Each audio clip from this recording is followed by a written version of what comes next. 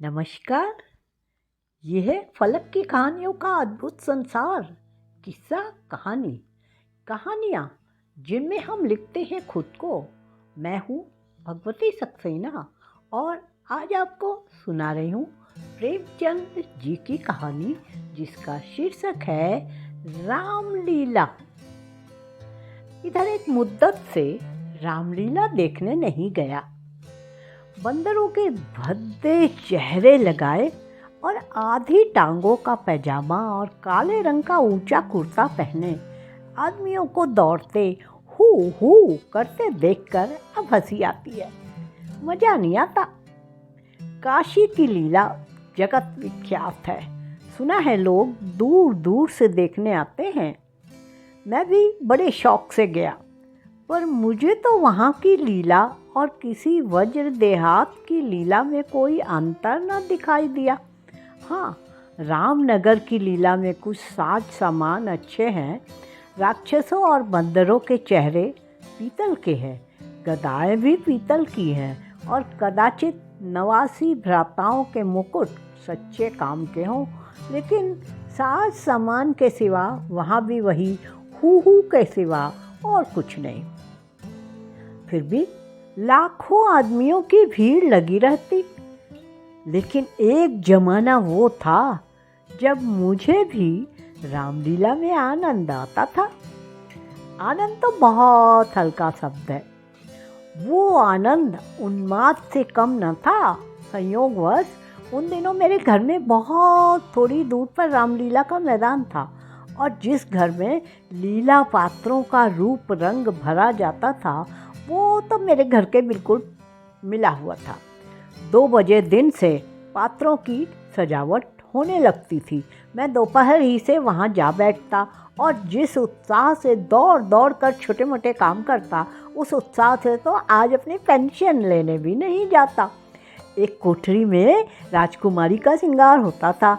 उनकी देह में राम रज पीस कर पोती जाती, मुंह पर पाउडर लगाया जाता, पाउडर के ऊपर लाल हरे नीले रंग की बुंदकियाँ लगाई जाती, सारा माथा भौएं गाल थोड़ी बुंदकियों से रच उठती थी। एक ही आदमी इस काम में कुशल था।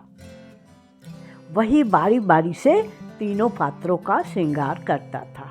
रंग की प्यालियों में पानी लाना, राम रज पीसना, पंखा झलना मेरा काम था। जब इन तैयारियों के बाद विमान निकलता तो उस पर रामचंद्र जी के पीछे बैठकर मुझे जो उल्लास, जो गर्व, जो रोमांच होता था, वो अब लाट साहब के दरबार में कुर्सी पर बैठकर भी नहीं होता। एक बार जब होम मेंबर साहब ने व्यवस्थापक सभा में मेरे लिए एक प्रस्ताव का अनुमोदन किया था, उस वक्त मुझे कुछ उसी तरह का उल्लास, गर्व और रोमांच हुआ था। हाँ, एक बार जब मेरा ज्येष्ठ पुत्र नायब तहसीलदारी में नामजद हुआ, तब भी ऐसी ही तरंगें मन में उठी थी, पर इनमें और उस बाल विभलता में बड़ा अंतर है। तब ऐसा मालूम होता था कि मैं स्वर्ग में बैठा हूँ। निषाद नौका लीला का दिन था। मैं 2-4 लड़कों के बहकाने में आकर गुल्ली डंडा खेलने लगा था। आज श्रृंगार देखने नहीं गया। विमान भी निकला, पर मैंने खेलना नहीं छोड़ा। मुझे अपना दांव लेना था। अपना दांव छोड़ने के लिए उससे कहीं बढ़कर आत्मत्याग की ज़रूरत थी, जितना मैं कर सकता था। अगर दांव देना होता तो मैं कब का भाग खड़ा होता, लेकिन पता नहीं कुछ और ही बात होती थी। खैर, दांव पूरा हुआ। अगर मैं चाहता तो धांधली करके 10-5 मिनट और बढ़ा सकता था। इसकी काफ़ी गुंजाइश थी, लेकिन अब इसका मौका न था। मैं सीधे नाले की तरफ बढ़ गया। विमान जल तट पर पहुंच चुका था। मैंने दूर से देखा, मल्लाह किश्ती लिए आ रहा है। दौड़ा, लेकिन आदमियों की भीड़ में दौड़ना कठिन था। आखिर जब मैं भीड़ हटाता, प्राणपण से आगे बढ़ता, घाट पर पहुंचा तो निषाद अपनी नौका खोल चुका था। रामचंद्र पर मेरी कितनी श्रद्धा थी। अपने पाठ की चिंता न करके उन्हें पढ़ा दिया करता था, जिसमें वह फेल न हो जाए। मुझसे उम्र ज़्यादा होने पर भी वह नीची कक्षा में पढ़ते थे, लेकिन वही रामचंद्र नौका पर बैठे इस तरह मुँह फेरे चले जाते थे मानो मुझसे जान पहचान ही नहीं।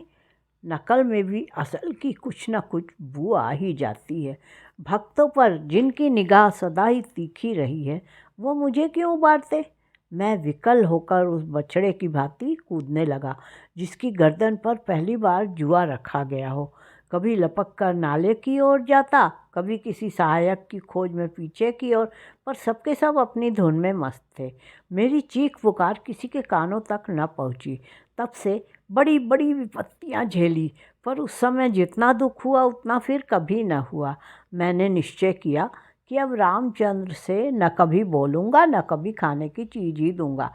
लेकिन ज्यों ही नाले को पार करके वह पुल की ओर लौटे, मैं दौड़कर विमान पर चढ़ गया और ऐसा खुश हुआ मानो कोई बात ही न हुई थी।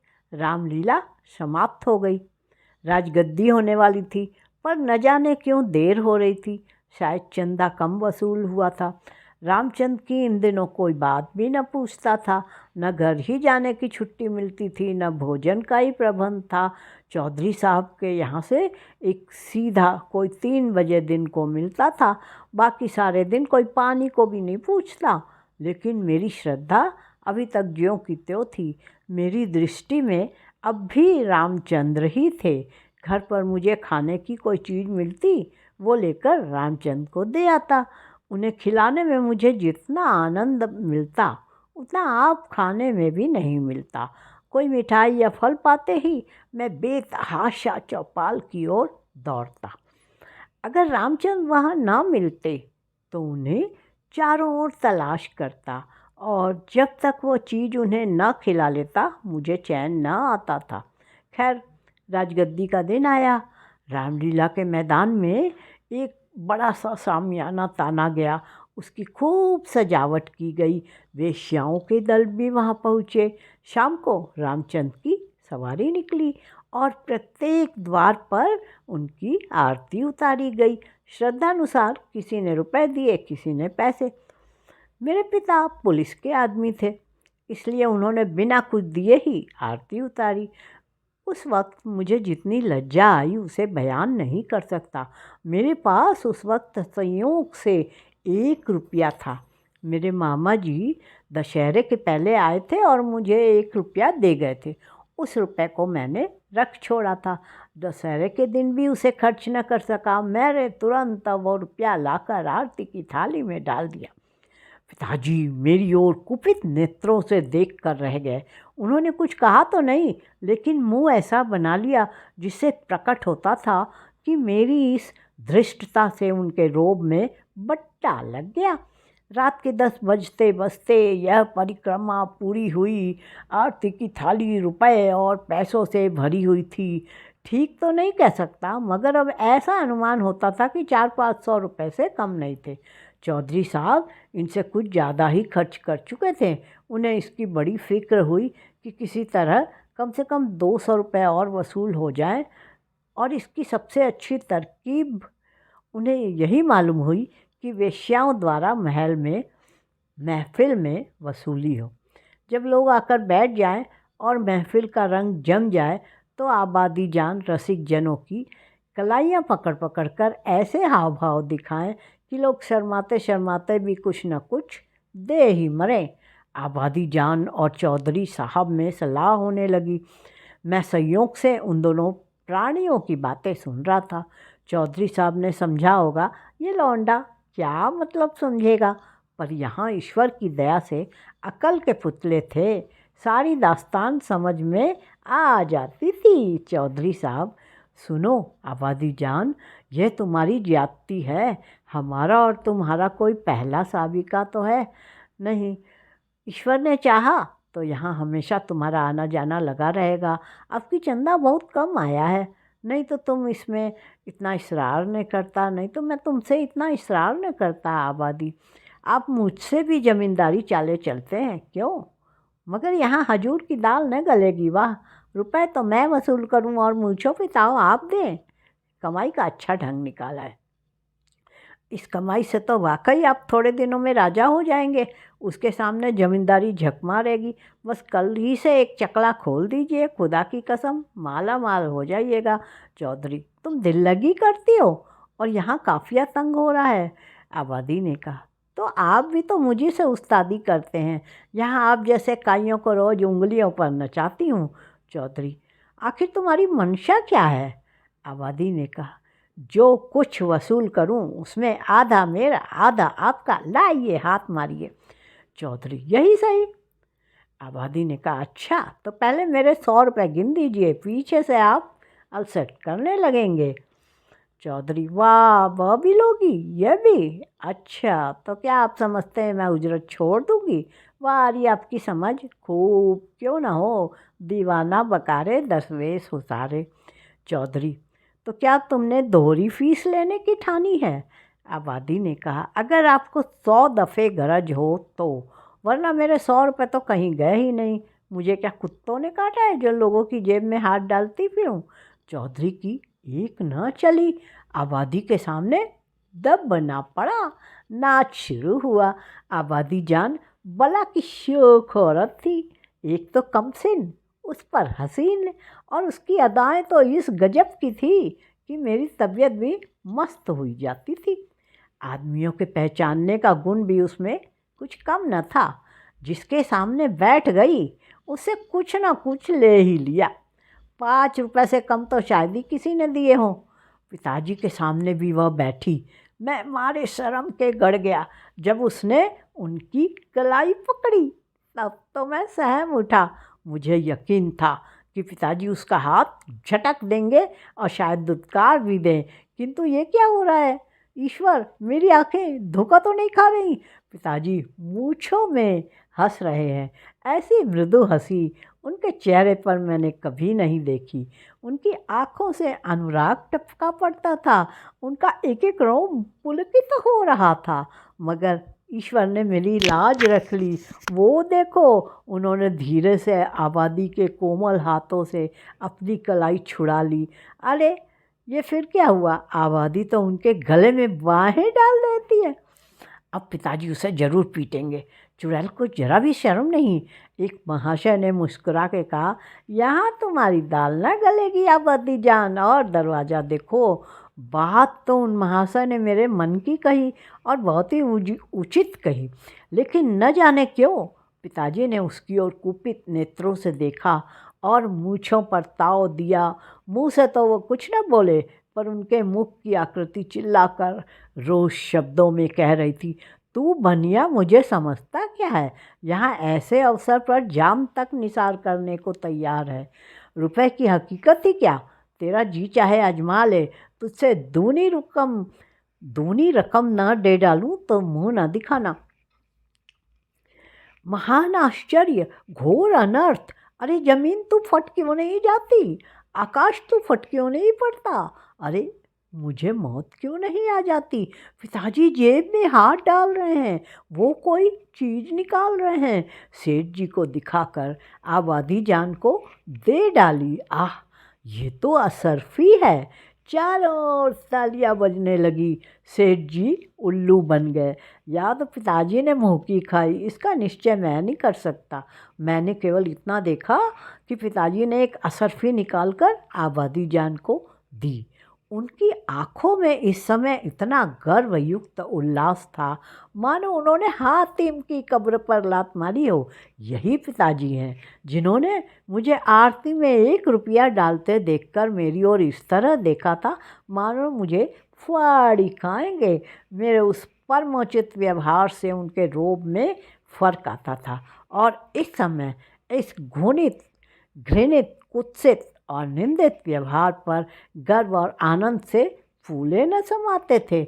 आबादी जान ने एक मनोहर मुस्कान के साथ पिताजी को सलाम किया और आगे बढ़ी, मगर मुझसे वहाँ न बैठा गया। मारे शर्म के मेरा मस्तक झुका जाता था। अगर मेरी आँखों देखी बात न होती तो मुझे इस पर कभी एतबार ही न होता। मैं बाहर जो कुछ देखता सुनता था उसकी रिपोर्ट अम्मा से ज़रूर करता था। पर इस मामले को मैंने उनसे छिपा रखा। मैं जानता था उन्हें ये बात सुनकर बड़ा दुख होगा। रात भर गाने होते रहे, तबले की धमक मेरे कानों में आ रही थी। जी चाहता था चलकर देखूं, पर साहस न होता था। मैं किसी को मुंह कैसे दिखाऊंगा? कहीं किसी पिताजी का जिक्र छेड़ दिया तो मैं क्या करूंगा? प्रातःकाल रामचंद की विदाई होने वाली थी। मैं चारपाई से उठते ही मलता हुआ चौपाल की ओर भागा। डर रहा था कहीं रामचंद चले न गए हो। पहुंचा तो देखा तवायफों की सवारियां जाने को तैयार हैं। 20 आदमी हसरतनाक मुंह बनाए उन्हें घेरे खड़े हैं। मैंने उनकी ओर आंख तक न उठाई, सीधा रामचंद के पास पहुंचा। लक्ष्मण और सीता बैठे रो रहे थे और रामचंद खड़े कांधों पर लुटिया डोर डाले उन्हें समझा रहे थे। मेरे सिवा वहाँ कोई और न था। मैंने कुंठित स्वर में रामचंद से पूछा, क्या तुम्हारी विदाई हो गई? रामचंद ने, हाँ हो तो गई, हमारी विदाई क्या, चौधरी साहब ने कह दिया जाओ चले जाते हैं। क्या रुपया कपड़े नहीं मिले? अभी नहीं मिले, चौधरी साहब कहते हैं इस वक्त बचत में रुपया नहीं है, फिर आकर ले जाना। कुछ नहीं मिला? एक पैसा भी नहीं? कहते हैं कुछ बचत ही नहीं हुई। मैंने सोचा था कुछ रुपए मिल जाएंगे तो पढ़ने की किताबें ले लूँगा, सो कुछ नहीं मिला। राह खर्च भी नहीं दिया। कहते हैं कौन दूर है, पैदल चले जाओ। मुझे ऐसा क्रोध आया कि चलकर चौधरी को खूब आड़े हाथों लूँ। वेश्याओं के लिए रुपए, सवारियाँ, सब कुछ, पर बेचारे रामचंद्र और उनके साथियों के लिए कुछ भी नहीं। जिन लोगों ने रात को आबादी जान पर 10-10, 20-20 रुपए न्योछावर किए थे, उनके पास क्या इनके लिए 2-2, 4-4 आने पैसे भी नहीं? पिताजी ने तो आबादी जान को एक असरफी दे दी थी, देखूँ इनके नाम पर क्या देते हैं। मैं दौड़ा हुआ पिताजी के पास गया। वह कहीं तफ्तीश पर जाने को तैयार थे। मुझे देखकर बोले, कहाँ घूम रहे हो? पढ़ने के वक्त तुम्हें घूमने की सूझती है?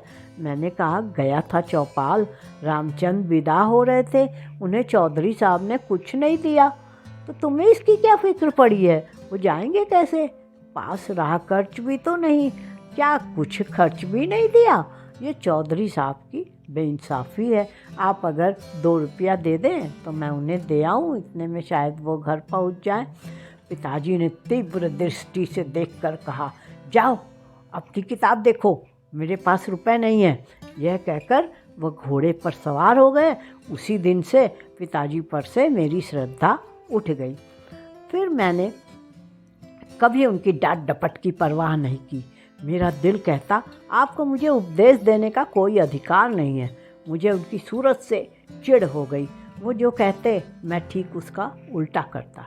यद्यपि इसमें मेरी हानि हुई कि मेरा अंतःकरण उस समय विप्लवकारी विचारों से भरा हुआ था। मेरे पास 2 आने पैसे पड़े थे। मैंने पैसे उठा लिए और जाकर शर्माते शर्माते रामचंद को दे दिए। उन पैसों को देखकर रामचंद को जितना हर्ष हुआ वो मेरे लिए आशातीत था। टूट पड़े, मानो प्यासे को पानी मिल गया। यही 2 आने पैसे लेकर तीनों मूर्तियाँ विदा हुई। केवल मैं ही उनके साथ कस्बे के बाहर तक पहुँचाने आया। उन्हें विदा करके लौटा तो मेरी आंखें सजल थी, पर हृदय आनंद से उमड़ा हुआ था। ये कहानी इतनी ही। अभी आप सुन रहे थे भगवती सक्सेना की आवाज़ में प्रेमचंद जी की लिखी कहानी रामलीला। ये है फलक का चैनल किस्सा कहानी। फिर मिलते हैं एक नई कहानी के साथ।